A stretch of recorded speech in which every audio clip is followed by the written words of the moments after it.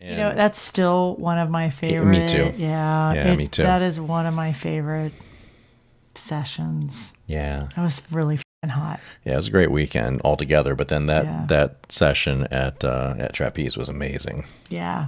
So we basically did just fucking eat. Yeah, we really did. Yeah. Time. Yeah, because it was a long drive, and so we really were only there for like 36 hours. And if we weren't fucking or eating, we were napping. So yes. Yeah, that is true. Yeah, that's pretty true. Yeah, that's a nice way to live, actually. Yeah, we would in the afternoon and then eat, nap, go out. Yeah, that was pretty much it. Yeah, pretty much it. Yeah, that was good. Yeah, that was crazy. I think, I don't know if you haven't listened to episode 9, then you don't know, but they're not a married couple. Mm-hmm. And I thought that was important to point out, which is why, we jokingly said some of the, talking about how she wasn't going to have any of that, because they're not a married couple. So I think that there was just it was just a little bit of a different dynamic for us. And so, but they're dear friends, and, and it's their relationship is amazing. And so it was so neat to be invited to go up there and just, God, have one of the best times that we've had. Yeah. It was awesome. Yeah, I still smile thinking about that. Yeah, it was really good. I took always, when we are listening to our recordings, I write little notes down about things that I want to remember to talk about when we come out of the recording. And there was quite a few things on this one, but we talked about it a couple times, and you even talked about it beginning, which was that we opted not to wear condoms, not to use condoms with them this particular weekend. And we didn't really talk about it when we're rediscussing it, because we had talked about it before we went up there and said that if something happens, we knew them well and trusted them. And so if we decided to go without condoms, we were going to be okay with that. And so that lasted all about 10 seconds about we should use condoms. And he and I were on the same page that you and she were on. Although I think we did the first time. Yeah, New Orleans, yeah. Yeah, no, but I meant like even at their house. I think we did that afternoon. Well, we did. Yeah, same for us. Yeah, it was that very first session that afternoon, right when we got there. Right, yeah. That everybody used condoms, and then we were all like, no, we didn't. Oh, that's what I'm saying. I think we did. Oh, we did not. Yeah, but you started to. Right, that's what I'm saying. Right. And you started to, and you didn't because you were having issues. I think we did use them, but then when you said, you would check the box if it wasn't going to happen, and I'm like, well, we'll be done with condoms then, because, I like to him without condoms, so it worked out well. That's always my preference too. But caveat. I mean, obviously, everybody's risk tolerance is different, and we're not advocating that that's the way that you should play all the time, and that's not how we play all the time. Right. No, we usually don't. Yeah, we usually do not, and there are select couples that we don't use condoms with, but it's very rare, and it's people that we know very well. From a risk standpoint, that doesn't mean that, we still, just because you know them well doesn't mean that you're not at risk. You certainly are, but we're willing to take that risk with certain people because, again, it's just a risk tolerance thing. And so we're certainly not advocating that that's a way to, to roll through the lifestyle, but that's our choice from time to time with particular couples. And so, in particular singles. Right. Well, and we've also had, particular couples, groups of people that we know well when we're having the people that we knew well that were all kind of a group together, and we were in with them for a while, and everybody kind of stuck with themselves. Of course, COVID changed a lot of that too, in the sense that everybody was playing with their same couples, and I think that maybe they got used to not using condoms because they were social bubbling anyways, sexually bubbling. Right.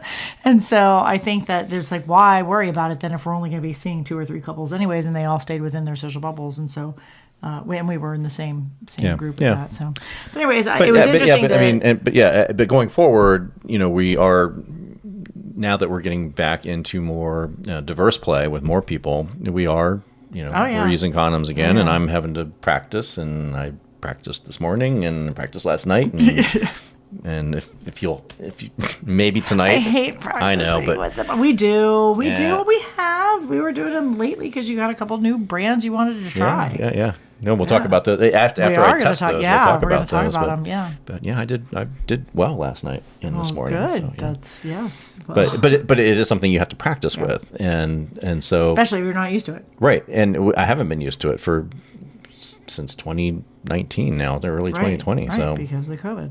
Right? Yep. Yeah. So I just want to point that out. But we also talked about it in relationship to being a trap that we noticed, but I think we decided that was because people weren't having sex with other people that they didn't know. Right. Because we did see, then we commented later, because I wrote down condoms, and then we did talk about it later, or you said something later, and I said, oh, was he using condom? You said, yeah. So there were people that were definitely there using condoms, but it was just a different vibe that we weren't used to, and that's why I think it was so interesting to hear us talking about that, because we're so used to seeing people swapping or being in group situations where you're kind of open to let people play, or at least ask, like there just wasn't anybody even interacting like that. That was even something that was going to be thought of, right. That we saw on that night, and, right? And we don't true. know what it's like. We've only been there once, so yeah. This was Trapeze in Atlanta, obviously, if you haven't figured that part out. But back then it was an awesome place. Yeah, when we go back, I can't wait to go back, because we really enjoyed it, and it was one of the better places that we had been to that point. Right. We've been to places since recently that we really, really like. Right. We'll talk about another time, but yes. Yeah. But I liked it better than Trapeze Fort Lauderdale. I did too. And that may have been also a thing of you just don't know when you go and who's going to be there. Right. And I like the layout better because there was a front and a back, and so when you went to the back, you didn't have the blaring music. Whereas, in Fort Lauderdale, we couldn't even talk to people. We couldn't meet people because it was so loud. But I don't know that we tried to when we were in Atlanta, because we were with another couple. Right, that's a good point. Yeah, so we didn't have to meet people. We weren't trying to meet people. We didn't care about meeting people. Yeah, good point. We knew who we were there to have We were sex there to them, yeah. and watch others. Yeah. So, So I think, I don't know if that we talked about that actually, you and I, when we went to Fort Lauderdale, like it maybe would have been better to go with other couples because you couldn't talk and meet people. So it was still a sexy environment, but how do you do that when you don't have people that you know? Right. So, anyways, but yes, it takes an extrovert. It does. Yeah. But we should find one of those. Yes, I know we should. Yeah, right. Yeah. Have her as a wing person.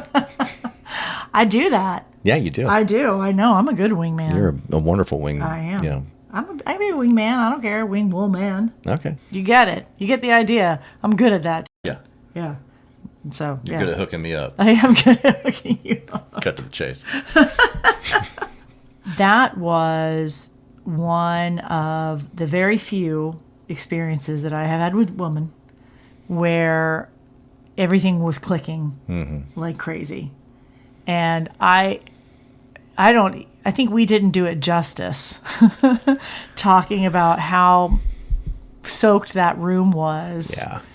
From her and from me. I mean, I came more that night than I ever even knew that I thought that I could. And then she came, and she's as you mentioned, a big squirter. And so you said multiple times, and I don't know, have we ever talked about this on the podcast before about drinking girl? I don't think that we have. You talked about it a lot in this episode. I'm a big fan. So what is that like? There are multiple levels of this. There are, somebody like you who is a really huge squirter, and once you get going, it's just continual, and and I have to really work at it to kind of keep on top of it. And the same with her. With some women, it's just kind of a gush. With you, like if I pull away, it's on my back, and it's in my hair, it's on my face, and I love that. And but then sometimes it's just a dribble, a gush, or whatever. But Yeah, I love it. I wasn't expecting this question, so I know, I know. Off guard. Well, it was something that came up, and I'm like, I don't think we've ever talked about that before I don't think so. in any of these episodes. And you talked about it the whole time because she's a very aggressive squirter. Very aggressive squirter. And I was squirting, and she and I were squirting with each other and with you guys, and so there was a lot of cum. Yeah, I won't be standing up anytime soon. That's not on camera anyway. Well, good, because we still have a few minutes to talk about other things, but before we head back to the bedroom. Yeah.